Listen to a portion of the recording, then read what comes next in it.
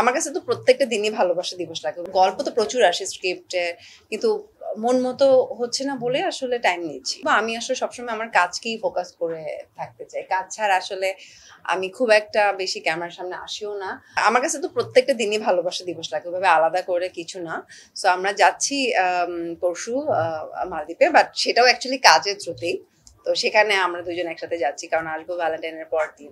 গল্প তো প্রচুর আসে স্ক্রিপ্টে, কিন্তু মন মতো হচ্ছে না বলে আসলে টাইম নিচ্ছি। সো এরকম হলে করবো, বাট 2-3টা গল্প পছন্দ হয়ে আছে, বাট ওই প্রজেক্ট কেউ না বুঝলেও আমরা আপনার প্রয়োজন বুঝি, আর তাই তো অত্যাধুনিক ফিচার সম্বলিত বিভিন্ন সাইজ আর কালারের 250-টিরও বেশি ডিজাইন অপশন নিয়ে ওয়ালটন স্মার্ট ফ্রিজ বোঝে আপনার প্রয়োজন। গুলো আসলে নানান কারণে আটকে আছে, সো খুব শীঘ্রই হয়তো হবে। বা আমি আসলে সবসময় আমার কাজকেই ফোকাস করে থাকতে চাই। কাজ ছাড়া আসলে আমি খুব একটা বেশি ক্যামেরার সামনে আসিও না, এবং আমি নর্মালি আপনারা ওইভাবে টক শোতেও আমাকে দেখতে পারবেন না, আমি খুব একটা যাই না।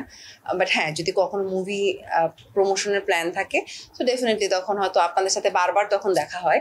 এছাড়া আসলে আমি একটু চাই, আমি হয় না যে আমি সবসময় মানুষের সামনে যে কোনো সময় যে কোনো কাজের মাধ্যমেই চাই। ফিল্মে বিশেষ করে অনেক গল্প, বাট এখনো মন মতো আসলে আমি যখন আমি নাটক করেছি তখন তো প্রচুর ক্যারেক্টার প্লে করতে পেরেছি, কিন্তু ফিল্মে যদি বলি খুব একটা ওই ধরনের ক্যারেক্টার প্লে করতে পারিনি। সবসময় দেখা যায় পাশের বাসার মেয়ে ক্যারেক্টারগুলোই থাকে।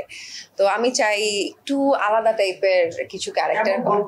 হ্যাঁ, এটা তো খুবই ভালো দিক যে এটা আসলে আমাদের দেশে মনে হয় যে আসলে স্টুডেন্টরা কি কাজ করবে, শুধু ফ্যামিলি থেকেই পেমেন্ট নিয়ে হচ্ছে আসলে পড়াশোনা করে, সেটা এরকম আমাদের দেশে। কিন্তু অ্যাকচুয়ালি দেশের বাইরে যদি দেখি, প্রত্যেকটা স্টুডেন্টই কিন্তু পড়াশোনার পাশাপাশি জব করতেছে, এবং এটাকে আসলে ওরা খুব ভালোভাবেই নেয়।